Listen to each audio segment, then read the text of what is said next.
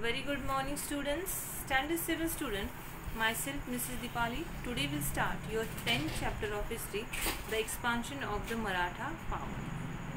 See, at the beginning of Maratha War of Independence, the Mughals were on the offensive whereas the Marathas were on the defensive. This situation, however, was reversed at the end of the War of Independence.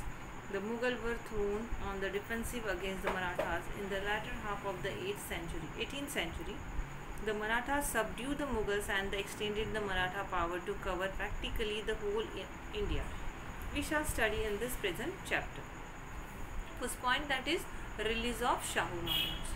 After the death of Emperor Aurangzeb, there was ensued the struggle among his son for the throne of Delhi. Prince Azam Shah was in the south. At once he marched towards the Delhi to seize the imperial throne. Prince Shahu was in his captivity. Azam Shah believed that if Shahu Maharaj was released, there would be a conflict between him and Maharani Tarabai for the throne of the Maratha Gaddi. Azam Shah felt that this would sap the Maratha strength, and therefore Azam Shah released the Shahu Maharaj. Then coronation of Shahu Maharaj. Immediately after he released, Shahu Maharaj marched towards the Maharashtra. He was joined by same Maratha Sardars, but Maharani Tarabai did not accept his claim as the throne. The armies of Shahu Maharaj and Maharani Tarabai fought a battle at Khed on the bank of river Bhima. Within this battle, Maharani Tarabai was defeated by Shahu Maharaj. After that, he captured the Satara and he got himself crowned, and Satara became the capital of Maratha kingdom. For a while, the mutual opposition between Maharani Tarabai and Shahu Maharaj continued. So Maharani Tarabai again proclaimed her minor son Shivaji II as the Chhatrapati at Panhala in 1710. This gave rise to an independent Maratha kingdom at Kolhapur beside of Satara also. The early part of Shahu Maharaja's life was spent in the Mughal camps. So he had seen Mughal politics from the close quarter. He knew the finer points of the Mughal, especially the North Indian politics. He knew the strength and weakness of the Mughal Empire very well. Also, he was acquainted with the influential people in the Mughal court.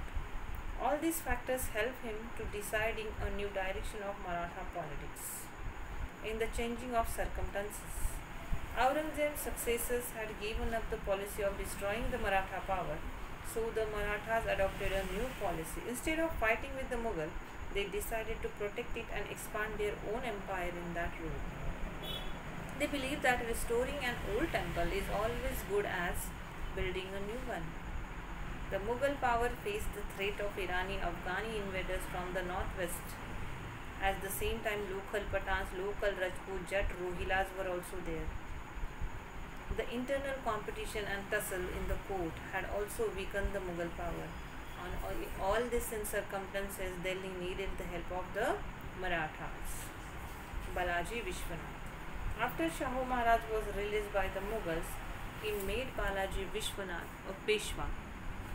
Balaji hailed from Srivardhan in Konkan. He was competent and experienced.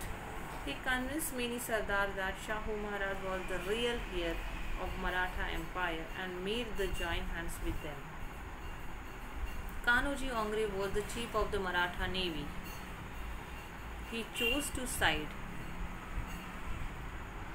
with Maharani Tarabai and attacked the territories of Shahu Maharaj. This gave the rise to difficult situation. Under these circumstances, Shahu Maharaj sent Balaji to fight against the Kanoji Ongre. Balaji avoided the war and won Kanoji over to Shahu Maharaj's side. Then Chuthai and Sardeshmukhi writes, after strengthening the position of Shahu Maharaj in Maharashtra, Balaji turned his attention to the politics in the north. The Delhi court, after the death of Emperor Aurangzeb, was marked by bickering and confusion.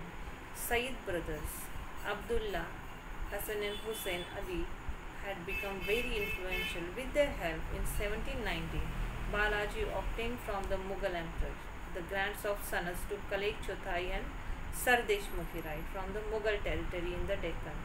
This Sanas gave the Maratha the right to collect 1/4 part is known as Chuthai and 1/10 part, that is Sardeshmukhi, revenue from the Deccan, that is Mughal territory.